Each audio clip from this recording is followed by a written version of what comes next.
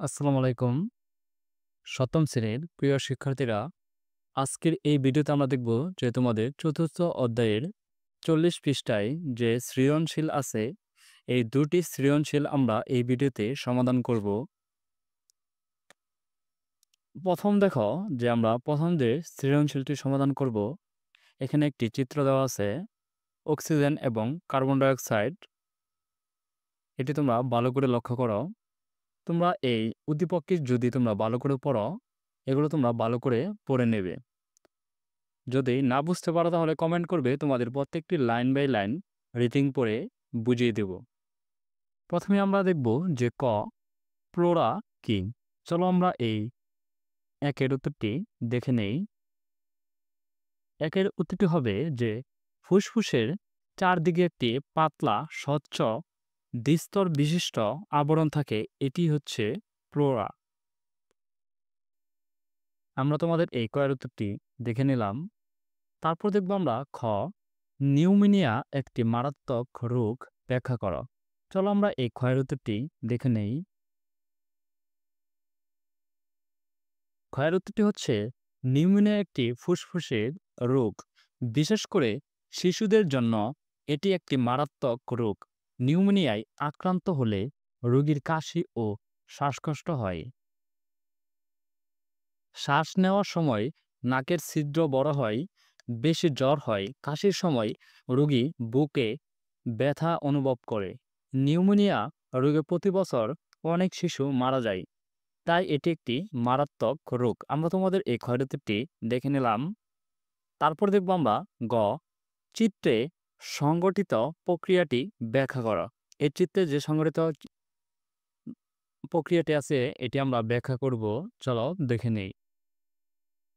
গড়াতিটি হচ্ছে উদ্দীপকের চিত্র সংগঠিত প্রক্রিয়াটি হলো বহিঃশ্বাসন প্রক্রিয়া। ফুসফুস অবরিত সংকুচিত ও প্রসারিত হয়ে অক্সিজেন গ্রহণ ও কার্বন ডাইঅক্সাইড পরিত্যাগ করে। এভাবে অবিরত অক্সিজেন নেওয়া ও কার্বন ডাইঅক্সাইড পরিত্যাগ করাই শ্বাসক্রিয়া নামে পরিচিত। শ্বসন প্রক্রিয়াকে দুই ভাগে ভাগ করা যায়, যথা ১ বহিঃশ্বাসন, ২ অন্তঃশ্বাসন। চিত্রে সংগঠিত প্রক্রিয়াটির অর্থাৎ বহিঃশ্বাসনের ব্যাখ্যা প্রদান করা হলো। বহিঃশ্বাসন যে প্রক্রিয়ায় ফুসফুসের মাধ্যমে গ্যাসীয় আদান প্রদান ঘটে তাকে বহিঃশ্বাসন বলে। এ পর্যায়ে ফুসফুস ও রক্তজালিকা বা কৈশিক নাপির মধ্যে অক্সিজেন ও কার্বন ডাইঅক্সাইডের বিনিময় ঘটে। বহিঃশ্বাসন দুই পর্যায়ে সম্পন্ন হয়, যথা ১ প্রশ্বাস বা শ্বাসগ্রহণ। পরিবেশ থেকে আমরা যে অক্সিজেন যুক্ত বায়ু গ্রহণ করি একে শ্বাসগ্রহণ বা প্রশ্বাস বলে।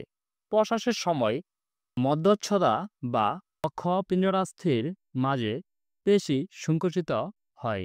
নিঃশ্বাস প্রশ্বাসের পরেই নিঃশ্বাস পর্যায় শুরু হয়। এ পর্যায়ে মধ্যচ্ছদা ও পিণ্ডরাস্থির পেশিগুলোর শিথিল ও প্রসারিত হয়ে বলে ফুসফুস আয়তনে ছোট ও সংকুচিত হয়।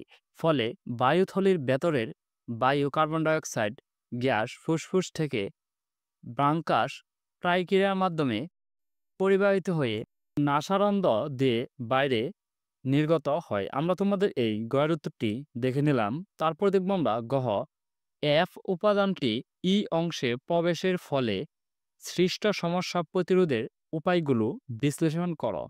এখানে এফ হচ্ছে অক্সিজেন এবং ই হচ্ছে, এটি আমরা দেখে নেই। চলো,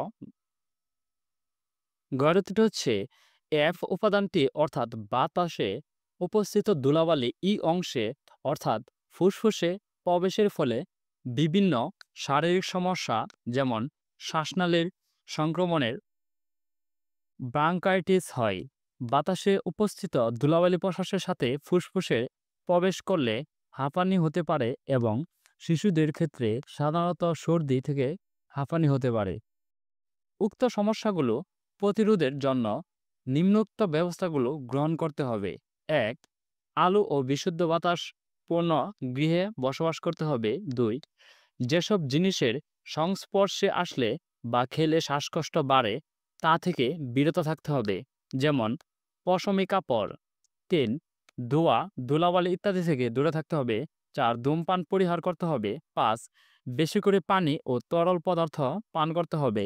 ৬. বাইরে চলাফেরার সময় অবশ্যই মুখে রুমাল বা মাস্ক ব্যবহার করতে হবে। আমরা তোমাদের এই গড় উত্তরটিও দেখে নিলাম। আমরা তোমাদের এই সৃজনশীল ১ এটি আমরা দেখে নিলাম। তারপর দেখব আমরা সৃজনশীল ২ এটি আমরা সমাধান করব। এখানে তোমাদের দেখো ৩টি চিত্র দেওয়া আছে। একটি হচ্ছে এক্স, ওয়াই, জেড, সূর্য, পাখি এবং গাছ। আমরা এটি দেখব। প্রথমে আমরা দেখে নেব ক, শ্বসন কি। চলো আমরা এই কয়ের উত্তরটি দেখে নেই। কয়ের উত্তরটি হচ্ছে যে জৈব রাসায়নিক প্রক্রিয়ার জীবকোষদ্য খাদ্যবস্তু অক্সিজেনের উপস্থিতি বা অনুপস্থিতিতে জারিত হয়ে খাদ্যস্থ রাসায়নিক শক্তিকে গতিশক্তি ও তাপ শক্তিতে রূপান্তরিত ও মুক্ত হয় এবং কার্বন ডাইঅক্সাইড ও পানি উৎপন্ন হয়, তাই শ্বসন। আমরা তোমাদের এই কয়ের উত্তরটি দেখে নিলাম। তারপর দেখব খ, পত্ররন্ধ্র কিভাবে শ্বসনে সাহায্য করে ব্যাখ্যা করো। চলো আমরা এই ক্ষয়ের উত্তরটি দেখে নেই। ক্ষয়ের উত্তরটি হচ্ছে উদ্ভিদের কোনো নির্দিষ্ট শ্বসন অঙ্গ নেই। পাতার পত্ররন্ধ্র কাণ্ডের লেন্টিসেল এবং অন্তঃকোষীয় স্থানের মাধ্যমে বায়ুদেহ অভ্যন্তরে প্রবেশ করে। পত্ররন্ধ্রের রক্ষী কোষগুলো পত্ররন্ধ্রকে খোলা ও বন্ধ রাখতে সাহায্য করে। খোলা পত্ররন্ধ্র দিয়ে বাতাস, অক্সিজেন ও কার্বন ডাইঅক্সাইড গ্যাস চলাচল করে। আর এই গ্যাস চলাচলের মাধ্যমে পত্ররন্ধ্র শ্বসনে সহায়তা করে। আমরা তোমাদের এই ক্ষয়ের উত্তরটি দেখে নিলাম। তারপর দেখব আমরা গ, ওয়াই ও জেড এর মধ্যে কোনটি এক্স এর উপাদান সরাসরি ব্যবহার করে ব্যাখ্যা করা। চলো আমরা এই ঘয়ের উত্তরটি দেখে নেব। এখানে হচ্ছে ওয়াই, জেড, এক্স, এটি তোমরা ভালো করে লক্ষ্য করো। ঘয়ের উত্তরটি হচ্ছে উদ্দীপকের চিত্রে ওয়াই দ্বারা উদ্ভিদ এবং জেড দ্বারা প্রাণী এবং এক্স দ্বারা সূর্যকে বোঝানো হয়েছে। ওয়াই এবং জেড এর মধ্যে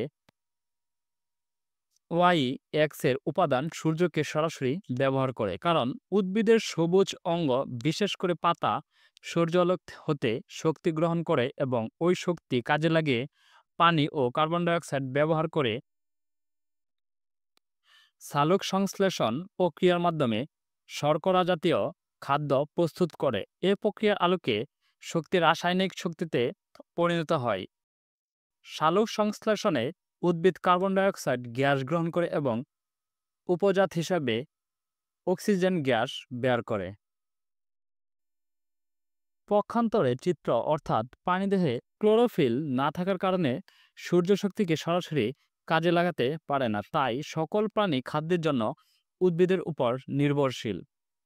উপরের আলোচনা থেকে স্পষ্ট যে চিত্র ওয়াই সরাসরি চিত্র এক্স কে ব্যবহার করে এবং চিত্র জেড সরাসরি চিত্র এক্স কে ব্যবহার না করলেও পরোক্ষভাবে এর উপর নির্ভরশীল। আমরা তোমাদের এই গয়ের উত্তরটি দেখে নিলাম।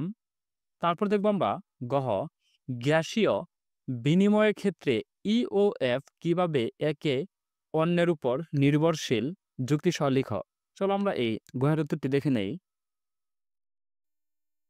গয়ের উত্তরটি হচ্ছে গ্যাসীয় বিনিময়ের ক্ষেত্রে এক্স ও ওয়াই এবং জেড অর্থাৎ উদ্ভিদ ও প্রাণী একে অন্যের উপর নির্ভরশীল। নিচের উদাহরণ দুটির বিষয় প্রমাণ হলো: ১. উদ্ভিদ সালোক সংশ্লেষণ পদ্ধতিতে সূর্যালোকের উপস্থিতিতে কার্বন ডাইঅক্সাইড এবং পানি ব্যবহার করে গ্লুকোজ এবং অক্সিজেন উৎপন্ন করে। সালোক সংশ্লেষণ প্রক্রিয়ায় উৎপন্ন অক্সিজেন উদ্ভিদ এবং পানি শ্বসন প্রক্রিয়া শক্তি উৎপাদনে কাজে লাগে।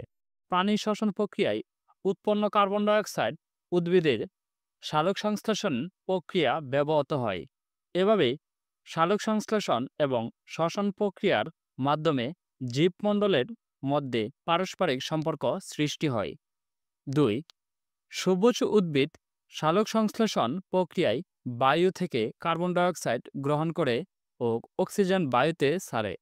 পানি শ্বাসকার্যে এ অক্সিজেন গ্রহণ করে ও কার্বন ডাইঅক্সাইড ছাড়ে। উদ্ভিদ ও পানি কার্বন ডাইঅক্সাইড এবং অক্সিজেন এর জন্য একে অন্যের উপর নির্ভরশীল। উপরের আলোচনা থেকে বলা যায় যে গ্যাসীয় বিনিময়ের ক্ষেত্রে চিত্র একে অন্যের উপর নির্ভরশীল। আমরা তোমাদের এই গড় উত্তরটি দেখে নিলাম। ধন্যবাদ শিক্ষার্থীরা, আমরা তোমাদের এই সৃজনশীল 1 এবং সৃজনশীল 2 এটি আমরা সমাধান করে নিলাম। আমরা আগামী ক্লাসে দেখব পঞ্চম অধ্যায়। এটি আমরা আগামী ক্লাসে তোমাদের সমাধান করব।